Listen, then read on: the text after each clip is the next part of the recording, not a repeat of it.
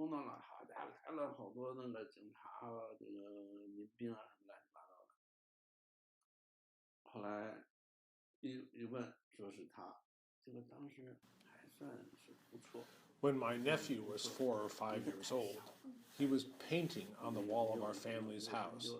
He must have accidentally wrote something that went against Chairman Mao and the Communist Party because the neighbor noticed and reported us.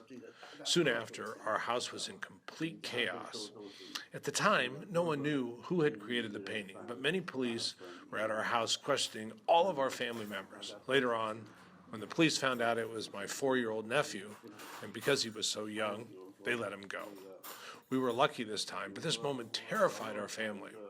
At the time, if one person in the family did something wrong, the entire family was responsible, and we could all be punished. Another time, my wife, Xiao Ru, had an aunt who was applying to colleges. This was right before the Cultural Revolution, when she was a high school student and was getting ready to take the standardized test. However, she came from a wealthier family.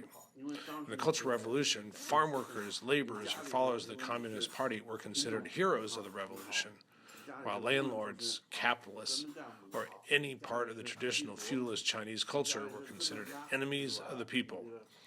If you were wealthy or had any financial resources, you couldn't participate in anything.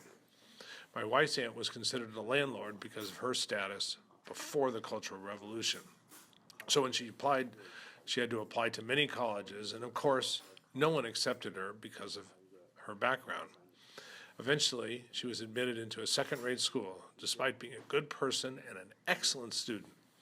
In the midst of the Cultural Revolution, she was eventually sent to Xinjiang to work in very tough conditions.